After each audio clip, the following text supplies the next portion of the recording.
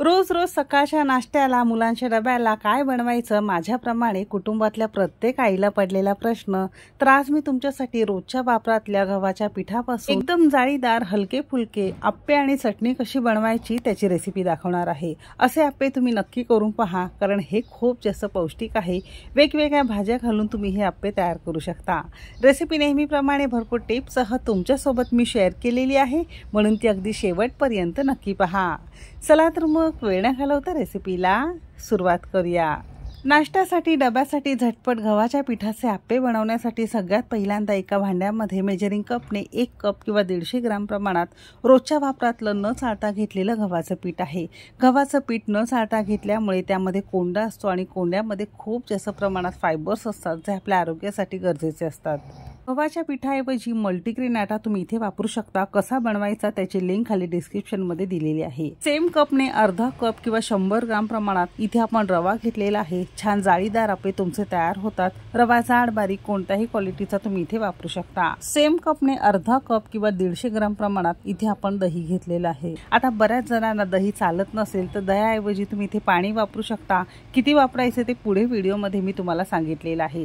जर दही वापरत असाल तर सुरुवातीला याच कपाने अर्धा कप आपण इथे पाणी घेतलेलं आहे।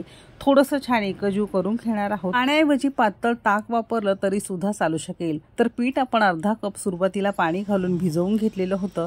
थोडं घट्ट वाटते म्हणून सारख्याच कपने पुन्हा अर्धा कप आपण इथे पाणी घेतलेलं आहे। इतकं पीठ भिजवण्यासाठी अर्धा कप दही घेतलेलं होतं, त्याला बरोबर 1 कप आपण इथे साधं पाणी वापरलेलं आहे। तुम्हाला जर इथे दही वापरायचं नसेल तर सारख्याच कपने साधारणतः 1.5 ते पावणे 2 कप तुम्हाला इथे पाणी लागू शकतं। हे पीठ खूप जास्त घट्ट नको किंवा खूप जास्त सैलसर आपल्याला भिजवायचं नाही, सरसरीत आपल्याला हे भिजवून घ्यायचं आहे। आता पिठाची कन्सिस्टन्सी प्रत्येकाची वेगळी असते, म्हणून पाणी कमी जास्त तुम्हाला इथे लागू शकतं। असं छान पीठ आपण सरसरीत भिजवून घेतलेलं आहे। झाकून 5 मिनिटांसाठी बाजूला ठेवून देणार आहोत। तो इथे ओल्या नारळाची झटपट चटणी कशी बनवायची त्याची रेसिपी बघणार आहोत। आता बऱ्याचदा चटणी बनवण्यासाठी घरामध्ये ओलं खोबरं नसतं, मग अशा वेळेस काय करायचं माहिती का, सुकं खोबरं रात्रभर पाण्यामध्ये भिजत ठेवायचं। सकाळी ते छान नरम होतं, मस्त ओल्या खोबऱ्याप्रमाणे त्याची चव लागते। तर घरामध्येच आपण ओलं खोबरं तयार करून घेतले तर अर्धा कप आणि अर्धा कप आपण इथे भाजलेली डाळवं घेतलेली आहे। तुम्ही भाजलेले शेंगदाणे वापरले तरी सुद्धा चालू शकेल। डाळवं आणि खोबऱ्याचं प्रमाण एकसारखं किंवा इक्वल असावं, म्हणजे चटणीला चव अगदी छान येते। 1 हिरवी मिरची घेतली, 2 लसणाच्या पाकळ्या, 1 इंच आल्याचे तुकडे घेतले, चवीपुरतं आपण इथे मीठ घेतलेलं आहे आणि आवश्यकतेनुसार 2 चमचे दही घ्यायचे किंवा थोडंसं चिंच घेतलं तरी सुद्धा चालू शकेल। आंबट आवडत नसेल तर काहीच न घालता सुद्धा तुम्ही हे तयार करू शकता। सगळी चटणीची ही तयारी आपण मिक्सरच्या भांड्यामध्ये काढून घेतलेलं आहे। दही सुद्धा घातलेलं आहे। गरजेपुरतं थोडंसं पाणी घालायचंय आणि जमेल तितकी बारीक चटणी मिक्सरला फिरवून घ्यायची। तर अशी ही चटणी तुमची तयार झालेली आहे। हवी असेल तर चटणी अशीच खाल्ली तरी सुद्धा चालू शकेल। आणखीन याला छान चवदार होण्यासाठी आपण याला मस्त एक तडका किंवा मस्त फोडणी देणार आहोत। चटणीला फोडणी देण्यासाठी फोडणी पात्र गरम करून घेतलेलं आहे। त्यामध्ये चमचाभर आपण तेल घेतलेलं आहे। तेल छान कडकडीत गरम झालं की यामध्ये अर्धा चमचा आपण मोहरी घेतलेली आहे। मोहरी मस्त फुलू द्यायची आहे। त्यानंतर अर्धा चमचा आपण इथे उडीद डाळ घेतलेली आहे। 1 सुकी लाल मिरची घेतलेली आहे, नसेल तर न घालता सुद्धा तयार करता येईल। 10-12 कढीपत्त्याची पानं घेतलेली आहे। अगदी मंद आचेवर फोडणी लालसर करून घेतल्यानंतर गॅस बंद करायचा आहे आणि नंतर आपण यामध्ये अगदी पाव चमचा किंवा चिमूटभर हिंग घातलेला आहे। फोडणी न करपता पटकन आपण या चटणीवर घालणार आहोत। घरामध्ये ओला नारळ नसताना अशी ही चटणी तुम्ही नक्की करून पहा, अगदी मस्त आणि छान चवीची तुमची तयार होते। ही चटणी जर मुलांना डब्यासाठी द्यायची असेल तर ओली चटणी देऊ शकत नाही, खराब होते। मग पाणी न घालता सुकी चटणी करून घेतली तरी सुद्धा छान लागते। अशी ही तुमची झटपट ओल्या नारळाची चटणी तयार झालेली आहे।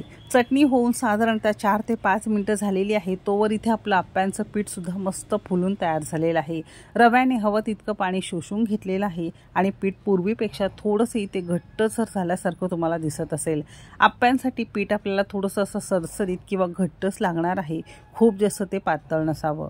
हवं असेल तर तुम्ही आप्पे असेच या पिठाचे करू शकता। आपण याला छान पौष्टिक होण्यासाठी यामध्ये वेगवेगळ्या भाज्या घालणार आहोत।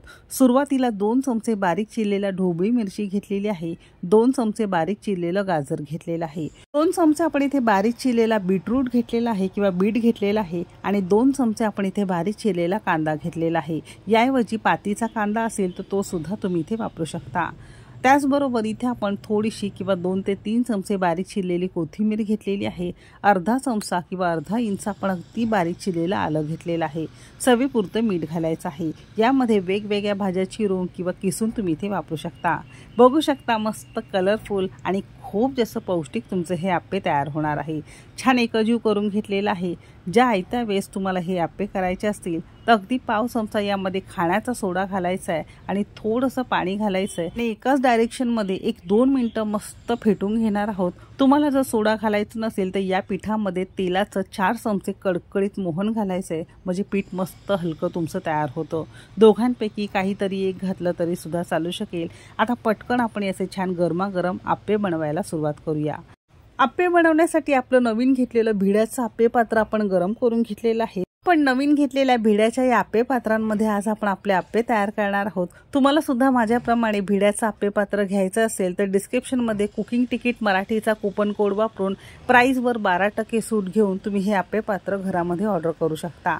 सुरुवातीला मोठ्या आचेवर आप्पे पात्र छान गरम करून घेतलेलं आहे। चमचाभर तेल सगळ्या पात्रांमध्ये घातलेलं आहे। ब्रशने एकसारखं करून घेणार आहोत आणि कडेपासून आपल्याला ह्या पात्रांमध्ये आप्पे सोडायचे आहे। सुरुवातीलाच मध्यभागी जर पीठ घातलं की पटकन रंग बदलतो किंवा करपतो, म्हणून आप्पे पात्रांमध्ये जेव्हाही तुम्ही पीठ घालता ना कडेपासून मध्यभागी असं तुम्हाला घालायचं आहे। आणि या भिड्याच्या आप्पे पात्रांमध्ये पटकन करपतात किंवा रंग बदलतो, म्हणून गॅस अगदी मंद करायचा आहे आणि झाकण लावून साधारणतः 1-2 मिनिटं आपण हे छान करून घेणार आहोत।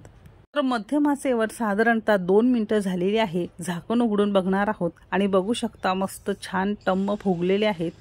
एका बाजूने छान आप्पे झालेले आहेत। आता बाजू उलटून घेणार आहोत आणि दुसऱ्या बाजूने सुद्धा आपण साधारणतः 1-2-2.5 मिनिटं मध्यम आचेवर छान करून घेणार आहोत।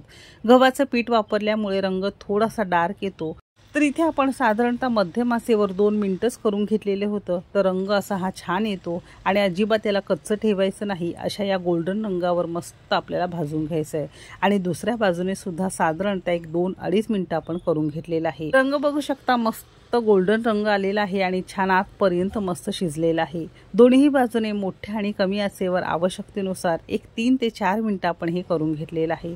असे हे आप्पे आपले तयार झालेले आहे। तर एखाद्या दिवशी डाळ तांदूळ भिजवायचं राहून गेलं तर असं हे गव्हाच्या पिठाचे खूप जास्त पौष्टिक जाळीदार आप्पे तुम्ही सुद्धा नक्की करून पहा। बाहेरून मस्त कुरकुरीत, आतून छान जाळीदार आणि परफेक्ट तुमचे हे पौष्टिक आप्पे तयार झालेले आहे।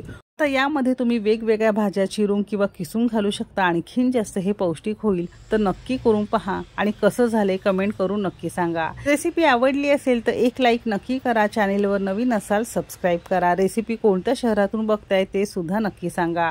चला तर मग भेटू एक मस्त आणि जबरदस्त रेसिपी सोबत। तोपर्यंत मस्त खा आणि स्वस्त रहा।